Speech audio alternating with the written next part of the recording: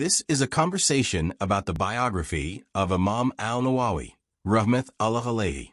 He is a prominent Islamic scholar and compiler of famous Hadith book Riyad Al-Saliheen. Characters: Dr. Saeed, a respected Islamic scholar and a professor of the Sharia faculty. Jubair, Jawad and Jahid are three sons of Dr. Saeed, and Jannat is his only daughter.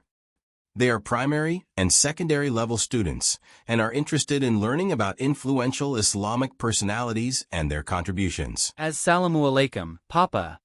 I've been studying the Hadith book named Riyad Al-Saliheen, compiled by Imam Al-Nawawi, Rahmatullahi Alaihi. I found the compiler's dedication to knowledge truly inspiring. Would you mind sharing more about him? Wa alaikum as-salam, dear son. He is a great scholar of Damascus. His name is Abu Jakaria Muhayyid Ayah ibn Sharf al-Nawawi. He was born on the 5th of Muharram in 631 AH in the village of Nawa in southern Syria. He dedicated his life to learning, teaching, and preaching Islamic thought. His journey of knowledge began at a young age. I read, even as a child, he preferred the Quran over games. That shows his passion. Exactly. Yasin bin Yusuf Marakashi noted that Nawawi avoided games to focus on reciting the Holy Quran when he was only 10. Yasin bin Yusuf Marakashi says, I saw Imam Nawawi at Nawa when he was a youth of 10 years of age. Other boys of his age used to force him to play with them. But Imam Nawawi would always avoid the play and would remain busy with the recitation of the Noble Quran. When they tried to domineer and insisted on his joining their games, he bewailed and didn't express any concern over their foolish action.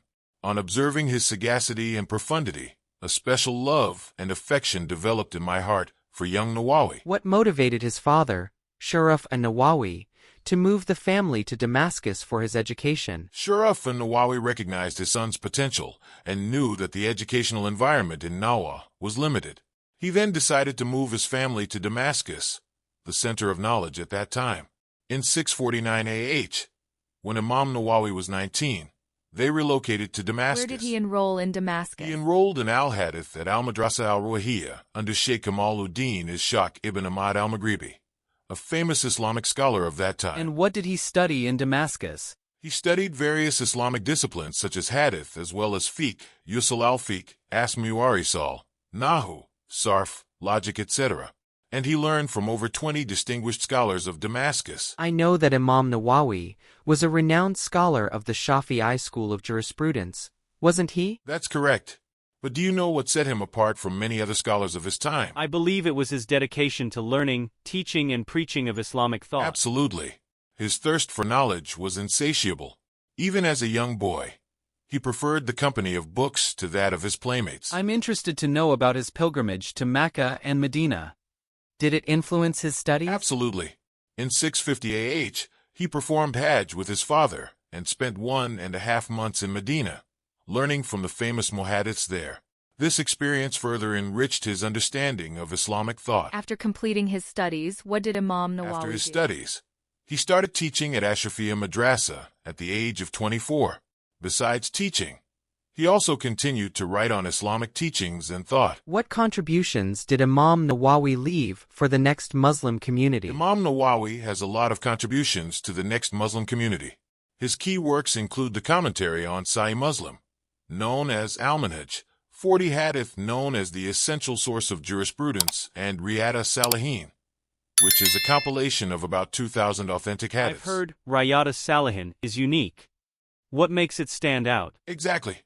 It's the only collection that arranges Sahih hadiths with references to relevant Quranic verses, gaining immense respect in the Muslim community. It's often considered second only to the Siyah Sittah. Would you like to tell me about his 40 hadiths, Papa? Yeah, why not, Ma? Imam Nawawi's book 40 Hadith distills the essentials of Islamic jurisprudence. These hadiths, primarily from Sahih Muslim and Sahih al-Bukhari, provide foundational principles for understanding Shari'ah. I have heard Imam Nawawi passed away at an early age. If you had something to say about his death. Tragically, after returning to his native village Nawa in 676 AH, Imam Nawawi fell ill and passed away on the 24th of Rajab, at just 45 years old. Ibn al-Adar said, he went to Nawa and visited Jerusalem and Hebron. Then he returned to Nawa and fell ill after visiting it in his father's house and passed away. His works like Riyad Al-Saliheen and 40 Hadiths are still widely read and appreciated That's today. true. His ability to present complex Islamic concepts in a clear and concise manner has made his writings accessible to people from all walks of life. Imam Nawawi's life is truly inspiring. We would like to discuss with you about 2 or 3 hadiths of his compilation, Riyad Al-Saliheen, every day. Will you have time for this? It is a pleasure for me, Papa. However, you can read 1 or 2 hadith daily from the hadith book Riyad Al-Saliheen. I will discuss those hadiths with you every Monday and Friday after Salat al-Fajr, inshallah. Then, if you have any unknown questions, you will be able to know it. Let's brainstorm a bit from today's discussion. 1. What is the full name of Imam Nawawi? 2. What is the real name of Imam Nawawi? 3. What is the nickname of Imam Nawawi? 4. When and where was Imam Nawawi born? 5. At what age did Imam Nawawi start his higher education? 6. When did he go to Damascus for higher education? 7. What madrasa did he enroll in Damascus? 8. When, where, and at what age did Imam Nawawi die? 9. Mention the name of 3 books written by Imam Nawawi. 10. What are the main characteristics of Riyad Al-Saliheen? May Allah give you the best reward. May Allah accept your efforts. Happy study. Thank you all for watching the video.